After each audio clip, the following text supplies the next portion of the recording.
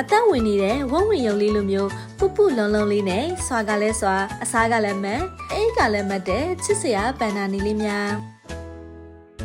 ရှင်တို့ချပရိသတ်အားလုံးမင်္ဂလာပါရှင်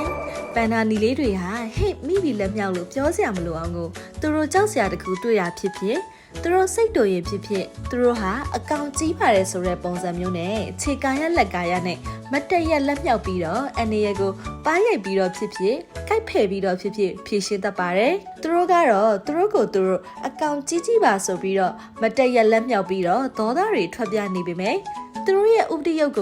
ကြောက်စရာနည်းနည်းလေးမှမကောင်းမဲ့နဲ့ဖြစ်ညစ်ချင်စရာကြီးဖြစ်နေတာကတော့သူတို့ရဲ့အာဏာချက်ပါ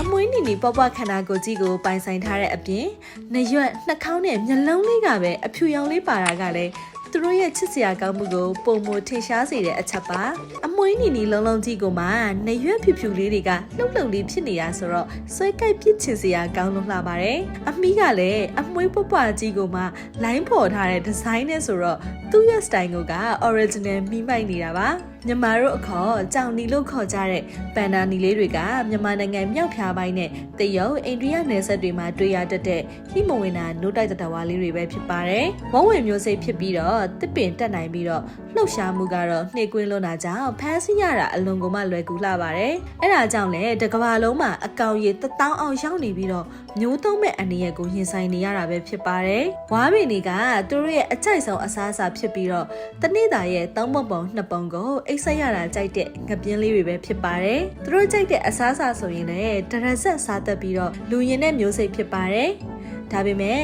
စိတ်ကလက်တက်စစ်ဆိုတော့သူတို့စိတ်ရှုပ်လာရင်ဖြစ်ဖြစ်ကြောက်စိတ်ဝင်လာရင်ဖြစ်ဖြစ်ခြေကားရလက်ကားရနဲ့လိုက်စွာတတ်တဲ့စွာတိလေးပဲဖြစ်ပါတယ်။ကဲဒီဗီဒီယိုကိုကြည့်ပြီးတော့အစားကလည်းမတ်အိတ်ကလည်းမတ်တဲ့အပြင်ပုလုံလေးနဲ့မှန်နေထင်ရင်ခြေတိုလက်တိုနဲ့လိုက်စွာတတ်တဲ့အစွာတိလေးတွေကိုပြင်းပြပြီးသွားရင်တော့commentလေးမှာပြပေးခဲ့ကြပါဦးရှင်။ရန်ကုန်တရိတ်ဆိုင်ရုံမှာလည်းပန်နာနီအမလေးမီမီနဲ့အထီးလေးမောင်မောင်တို့ရှိနေပြီဖြစ်ကြောင်းကိုရင်းနှီးချပရိသတ်တို့အတွက်သတင်းကောင်းလေးပါပေးလိုက်ရပါတယ်ရှင်။ကြည့်ရှုအားပေးခဲ့တဲ့အတွက်ကျေးဇူးအထူးပဲတင်ရှိပါတယ်ရှင်။